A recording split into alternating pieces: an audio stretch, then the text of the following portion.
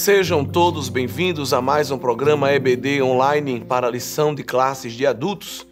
Louvamos a Deus por mais uma vez estarmos aprendendo a sua palavra e saudamos a todos vocês com a preciosa paz do Senhor Jesus. Para este domingo estaremos estudando a lição 8, mais uma munição espiritual para a Igreja do Senhor que luta contra as sutilezas do adversário. Desta vez, a sutileza do enfraquecimento da identidade pentecostal. Gostei muito deste título. Este título já nos fala algumas coisas, né? As portas do inferno não prevalecem contra a igreja. A chama pentecostal está acesa e ninguém pode apagá-la. Mas, infelizmente, em alguns círculos religiosos, temos visto uma descaracterização daquilo que é o verdadeiro Pentecostes, ou o verdadeiro pentecostalismo.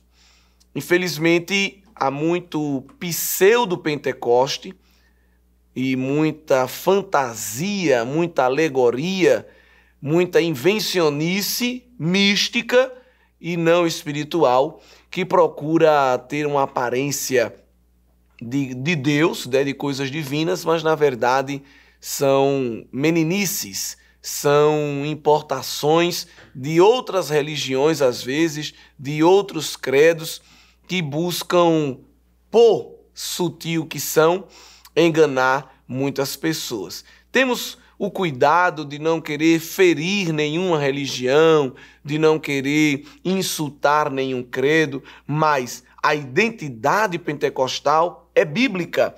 Há um padrão bíblico daquilo que verdadeiramente pode ser considerado manifestação pentecostal. São coisas excelentes e sublimes advindas do Espírito Santo. Hoje, quando você acessa aí a internet, você vai encontrar vários vídeos, né, de pseudos, eu não encontro nem outra palavra, né, para não ser agressivo, mas pseudo-pentecostais em cultos, fazendo tudo aquilo que eles acreditam ser unção do Espírito Santo que os motiva e os impele a fazer, mas na verdade aquilo não tem nada de presença de Deus. É um mero movimento corporal, é um mero movimento que não podemos chamar de espiritual e que está muito mais envolvido com sentimentos e emoções do que mesmo a presença de Deus. Então, como detectar essas características, né, que circundam o verdadeiro Pentecoste? Como ser uma igreja pentecostal verdadeiramente, né? Pegar tambor e pandeiros e passar o tempo todo cantando corinhos de fogo, né, como assim são chamados, ficar rodopiando, né, tirar as cadeiras para os irmãos terem espaço para correr. Seria isso verdadeiramente o pentecostal? E aquele que não grita, aquele que não corre, aquele que não treme, que não se arrepia, é chamado de qualquer outra coisa, menos de pentecostal. Naqueles não está a presença de Deus. Então, são distorções e quem traz muitas vezes para o seio da igreja, para o corpo de Cristo, é o inimigo das nossas almas, que ele é o pai da confusão, é o pai da mentira, nele nasce todas essas distorções que trazem sérios danos à igreja do Senhor. Quando a igreja não está atenta, quando a igreja não está percebida, né? Quando ela, evidentemente, está afastada da orientação da palavra. Mas quando a igreja ela se debruça sobre as Escrituras e tem uma vida verdadeiramente de oração, de jejum, num relacionamento, numa comunhão estreita com Deus, a probabilidade de ser enganada será cada vez menor. A primeira coisa que eu queria trazer como contribuição, os irmãos com certeza já leram a lição e têm os seus comentários, os seus esboços, os seus estudos, mas queria trazer também algumas contribuições. São 3 características básicas daquilo que pode ser chamado também de um crente pentecostal, uma igreja pentecostal, uma teologia pentecostal clássica. Hoje a gente precisa até adjetivar duplamente a nossa teologia. Ela é pentecostal e ela é clássica, porque já há outras correntes que querem continuar sendo pentecostal, mas adotando porções que nós não cremos ou mesmo excluindo algumas crenças basilares da fé cristã. Mas 3 características básicas, né, da comunidade, do perfil da igreja pentecostal é reconhecer a autoridade inerrante, infalível e eterna das Escrituras, né? Coloco isso aí até como uma figura para facilitar o entendimento. Também reconhecer Jesus Cristo como o único meio de salvação, né? De acordo lá com Atos, capítulo 4, quando nós vemos lá no começo das pregações apostólicas que os santos homens de Deus não fugiam, o conteúdo era um só, e baseado em Atos 4:12, e em nenhum outro há salvação, porque também debaixo do céu nenhum outro nome há, dado entre os homens, pelo qual devamos ser salvos. E uma terceira característica é a necessidade, o reconhecimento da necessidade que nós temos de proclamar o Evangelho, de anunciar esta salvação.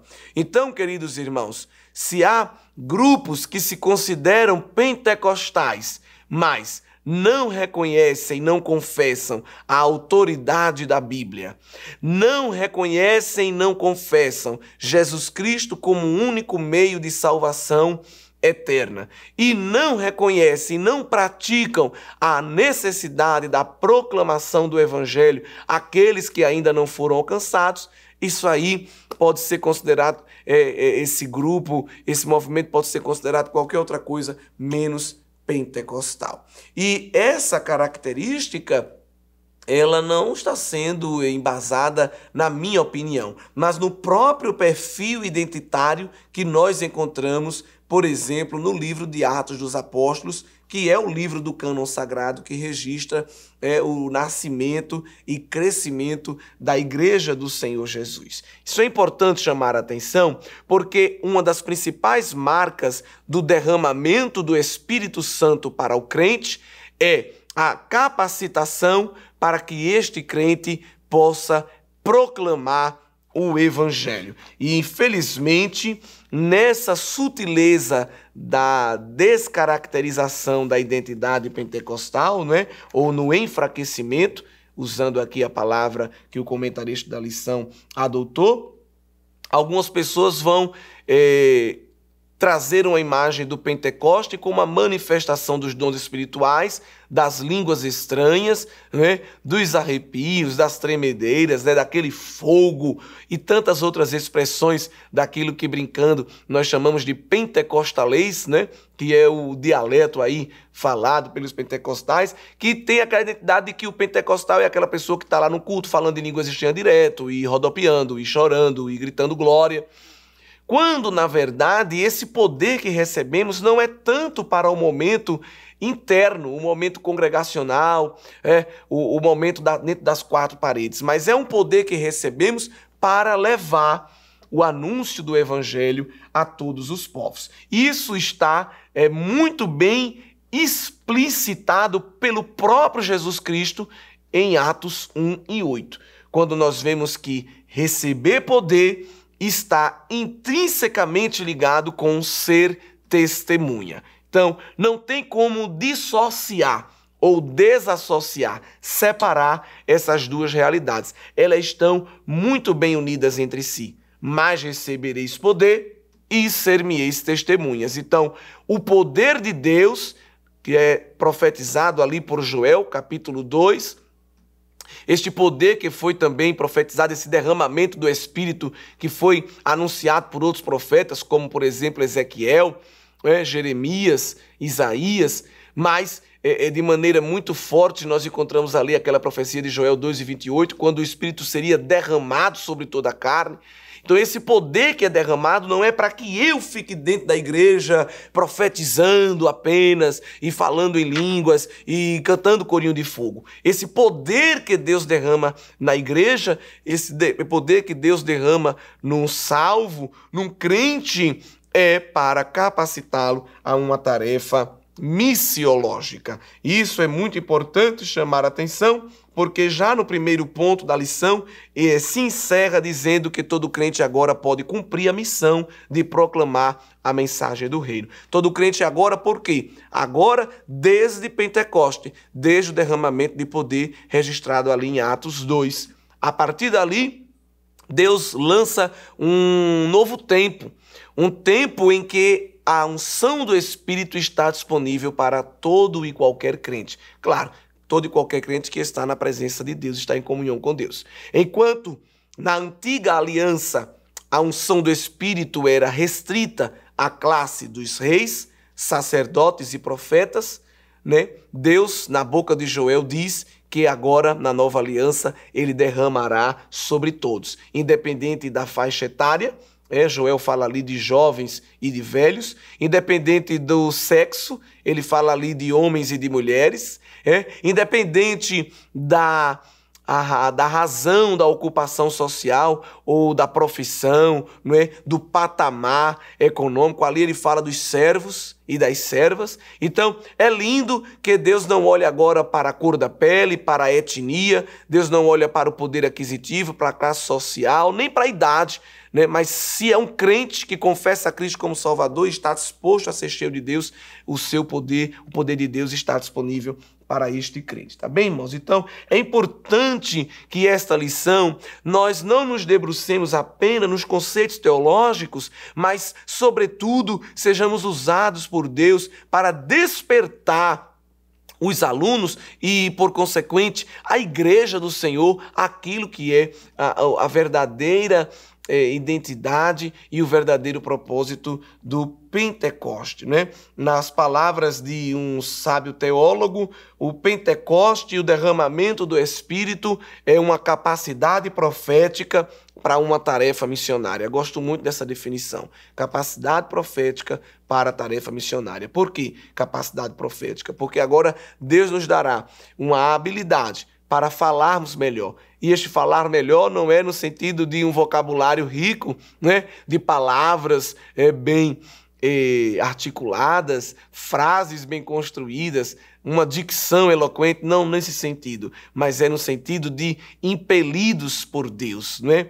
Tomados por Deus, direcionados por Deus através do seu Santo Espírito, termos poder e autoridade para falar a palavra de Deus, tirando timidez, covardia, medo, incredulidade, complexos de inferioridade. Temos poder agora para anunciar a palavra de Deus a qualquer pessoa. E nós vamos ver que os apóstolos foram assim, né? Aqui em Atos 4, Pedro e João estão diante do alto comando judaico dizendo, olha, nós não podemos deixar de falar do que temos visto e ouvido. E não era possível esses homens terem tanta segurança para falar assim, se não fosse, claro, pela capacitação do poder do Espírito Santo. Bem, queridos, é interessante também chamar a atenção acerca disso, porque a igreja ela vai resgatando qual é a identidade do verdadeiro Pentecoste.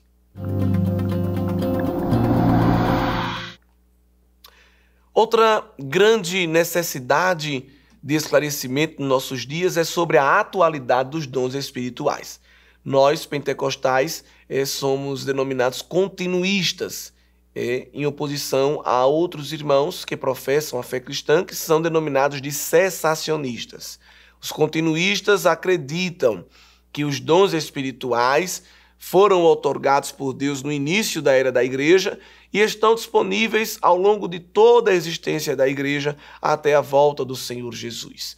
Não só estão disponíveis, mas Deus deseja, é vontade de Deus que esses dons sejam utilizados corretamente na igreja. Que o corpo de Cristo instrumentalize, com uma boa orientação bíblica, os dons espirituais, que são para a edificação do corpo de Cristo, para o aperfeiçoamento dos santos, né? Os santos são aperfeiçoados no serviço dos dons. Então, os dons espirituais não são dados a mim para meu crescimento, para meu usufruto próprio. O dom espiritual é utilizado para que, através de mim, na minha contribuição espiritual, o corpo de Cristo vá sendo edificado. E edificado mutuamente, como o apóstolo Paulo gosta de usar essa expressão. Isso significa que com o meu dom, eu contribuo para o amadurecimento da igreja e outro irmão, com o seu dom, por sua vez, contribui com o meu amadurecimento. Isso significa que nenhum crente tem todos os dons, ninguém é completo, ninguém é autossuficiente. Isso significa também que é importante que nenhum crente, todo crente entenda que nenhum crente pode ficar isento desta tarefa. Isso tem que estar claro. Não há esta opção. Não há um grupo privilegiado usado por Deus e um outro grupo que fica somente de mãos abertas recebendo, né? De maneira passiva. Não. Deus distribui esses dons ao longo de toda a igreja, em todos os membros do corpo, e assim como um mosaico, nós vamos produzindo unidade nessa diversidade de dons. Interessante, né? Paulo, escrevendo aos Efésios 4, diz que os dons são para este serviço de aperfeiçoamento, mas escrevendo aos Coríntios, a sua primeira carta, no capítulo de número 12, ele diz no versículo 11, depois de mostrar ali a diversidade de dons, que um só e o mesmo Espírito opera todas essas coisas. Que coisas? A diversidade de dons, de ministérios e de operações que o apóstolo registra nos versículos anteriores. E é interessante que ele diz aqui que o Espírito é quem reparte particularmente a cada um como quer. Ou seja, através do Espírito Santo, Deus concede dons como ele deseja conceder e a quem ele deseja conceder.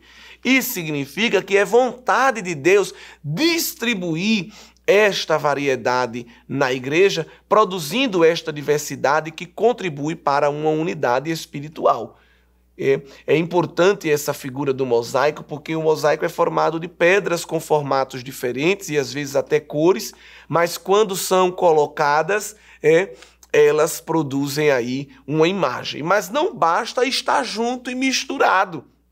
Isso significa que o dom, para ser utilizado, eu preciso entender qual é o meu lugar. Eu preciso entender qual é o meu momento. Isso é muito importante. A figura de linguagem do mosaico é muito, muito importante. Eu estou até colocando aí uma foto de um mosaico que você pode, professor, se inspirar ou até pesquisar outra para usar essa analogia na sua aula, não é? Se eu pego todas as pedras e misturo tudo, tá tudo junto aqui, tá tudo ótimo, mas ali não gera uma imagem, não gera uma mensagem. Então, o uso dos dons, é importante deixar isso esclarecido também, segue um padrão, segue uma orientação bíblica.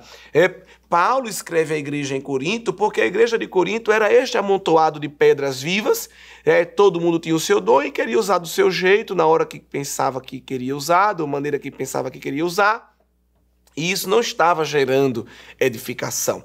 Para gerar edificação, né, para ter um senso de racionalidade, é preciso, de fato, a gente colocar as coisas no seu lugar. E aí ele vai ensinar que tem uma hora para usar o dom de profecia, tem um momento do culto para se usar o dom de variedade de línguas, de interpretação de línguas, né? O propósito de cada dom.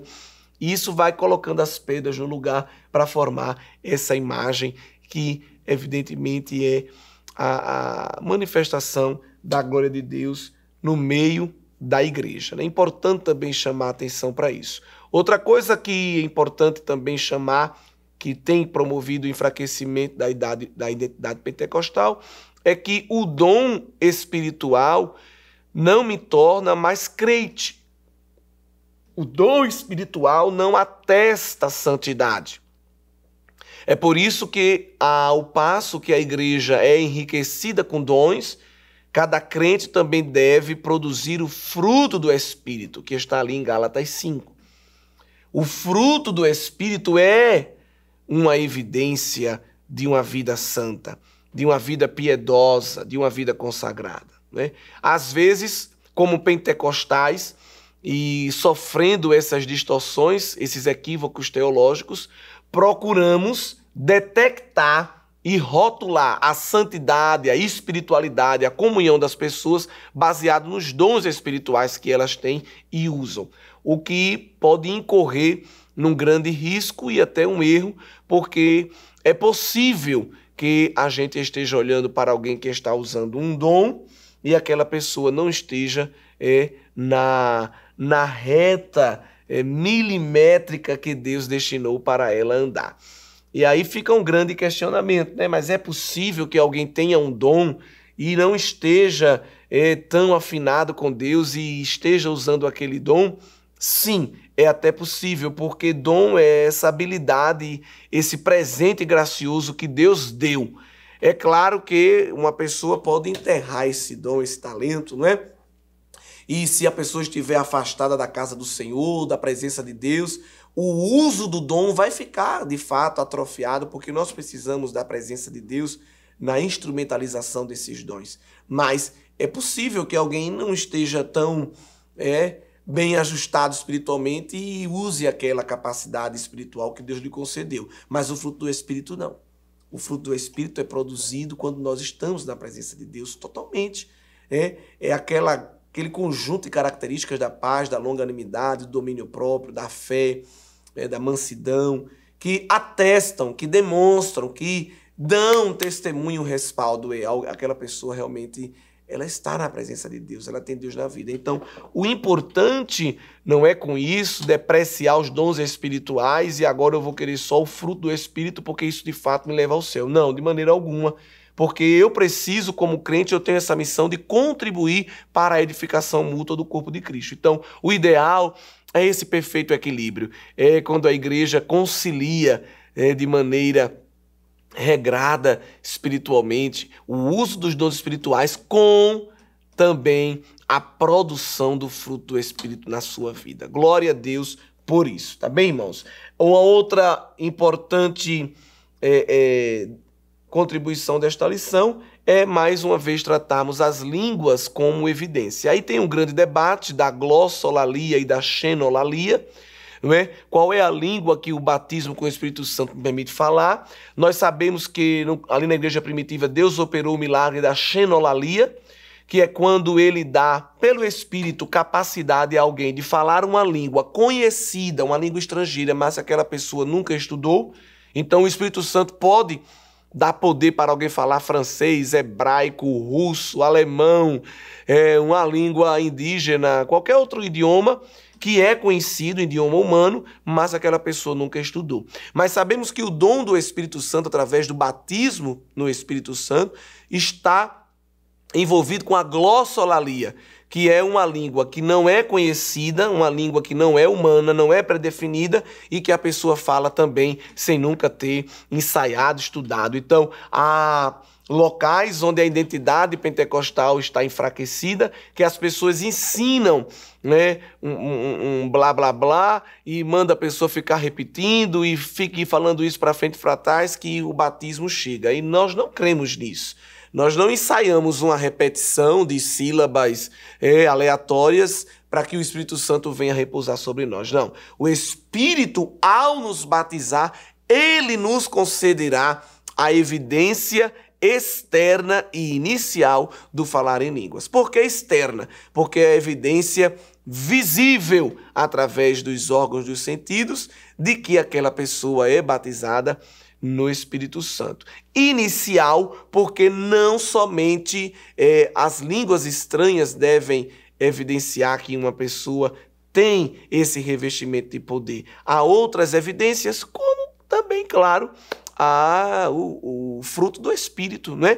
Uma pessoa que fala tanta língua estranha, mas fala mal do irmão, fofoca, mente, essa pessoa aí, irmão, ela tá muito fraca de poder de Deus. Ela tem pouquíssimo poder de Deus. Então, Deus não quer só que a gente fale em línguas, né? O apóstolo Paulo escreve isso muito bem à igreja em Corinto. Então, uma das evidências que você está batizado com o Espírito Santo não é só ficar lá no culto falando línguas estranhas, mas é estar motivado agora a proclamar o evangelho. Veja que coisa, não é?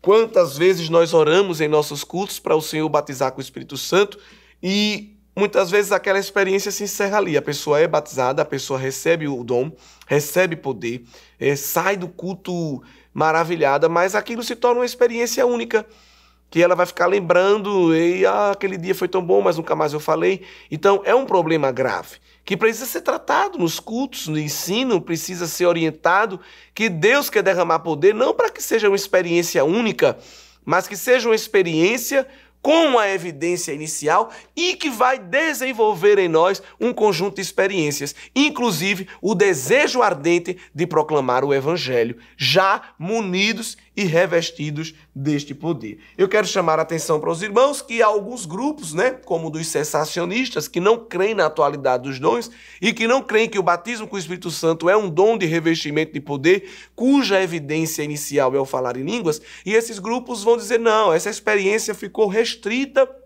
à igreja primitiva, à igreja dos primeiros anos ali, logo após a ressurreição do Senhor Jesus. Mas nós vamos observar que não, que o doutor Lucas, que escreve o Evangelho de Lucas e o livro de Atos, ele vai mostrar essas consequentes experiências de batismo com o Espírito Santo, de derramamento de poder do Espírito Santo, seguidas de uma experiência de uma fala inspirada, ou de línguas estranhas, ou de profecia, mas uma fala inspirada diretamente pelo Espírito Santo. E nós temos 8 ocorrências, tanto juntando Lucas como Atos, de experiência de descida do Espírito Santo, seguida de fala inspirada. Destas 8 ocorrências de derramamento do Espírito Santo, queridos irmãos, 5 delas explicitamente vão trazer esta fala. E aí nós vamos observar que é já uma ocorrência que pode formar uma doutrina, porque biblicamente, teologicamente, melhor falando, quando nós temos no mínimo 3 ocorrências de uma experiência, nós já podemos tomar aquilo como doutrina, ou seja, como ensino, como padrão bíblico a ser repetido. Por exemplo, nós temos aí os textos bíblicos que vocês podem utilizar na aula. O primeiro deles está no capítulo 1 e o versículo 41 de Atos, ou melhor, do Evangelho de Lucas, quando, num episódio ali do derramamento de poder, aconteceu que, ao ouvir Isabel a saudação de Maria, a criancinha saltou no seu ventre e Isabel foi cheia do Espírito Santo. E exclamou com grande voz e disse, bendita és tu entre as mulheres e é bendito o fruto do teu ventre. Então, foi cheia do Espírito e tomada, falou ali uma expressão espiritual. Nós vamos encontrar isso também no capítulo 1 ainda e no versículo 67, quando Zacarias, também pai de João Batista, foi cheio do Espírito Santo e profetizou. E essa profecia fica registrada a partir do verso 68. Nós também vamos encontrar isso em Atos 2 e 4, Atos 10 e 46 e em Atos 19 e o verso 6. Em uma experiência dessas 8 ocorrências de descida do Espírito Santo, a fala inspirada está implícita no texto, como nós vemos em Atos 8, verso 15 e 18. E também em Lucas 3 e 22 e em Atos 9 e 17, nós vamos ver a descida do Espírito enchendo alguém e a fala inspirada não aparece naquela experiência, mas nas perícopes dos textos logo que estão em sequência. Isso significa, desculpe, que para o doutor Lucas estava claro na revelação do Espírito que ser cheio de Deus envolve consequentemente, uma fala, uma evidência externa de que nós estamos cheios dele. Então, todo crente salvo tem o Espírito Santo. O Espírito Santo age na regeneração, age na santificação. Então, toda pessoa salva que confessa a Cristo como Salvador, ela já tem o Espírito de Deus na sua vida. Agora, o batismo no Espírito Santo é um revestimento, é uma capacidade adicional que Deus derrama e tem essa evidência externa que é de uma fala inspirada. No caso, nós sabemos que é o falar em línguas, que não é a única evidência, repito, é uma vida santa, é um fervor espiritual, é um desejo de buscar ainda mais a Deus e principalmente a vontade, verdadeira de ganhar almas para o Senhor Jesus através da proclamação do Evangelho. Também, querido professor, quero trazer uma breve contribuição sobre as expressões falar em línguas, Algumas pessoas que tentam enfraquecer a identidade pentecostal dizem, não, isso daí é uma coisa que aconteceu só ali nos primeiros dias da igreja. E nós vamos ver que não foi bem assim. Na verdade, ao longo do Novo Testamento, nós vamos ter alguns livros que vão trazer experiências e essa terminologia do falar em línguas, que são terminologias que são usadas intercambiavelmente. Estou colocando aí para vocês uma figura, uma tabela, onde você pode pegar as expressões sinônimas e as referências bíblicas e exemplificar para os alunos exemplos riquíssimos de falar em línguas e as várias expressões que aparecem, como, por exemplo, Atos 10 e 46, é uma das vezes que o doutor Lucas usa essa expressão, ali naquele culto que acontece na casa do centurião Cornélio, né, em Cesareia, quando ele manda convidar Pedro, e Pedro, quando chega, ora pela família e ali vê eles serem cheios do Espírito Santo. Veja que coisa linda, Atos 10, verso 44 já. E dizendo Pedro ainda estas palavras, caiu o Espírito Santo sobre todos os que ouviam a palavra. Mas como é que eu sei que o Espírito Santo caiu? O Espírito Santo não é palpável, não é um objeto, é a terceira pessoa da Trindade.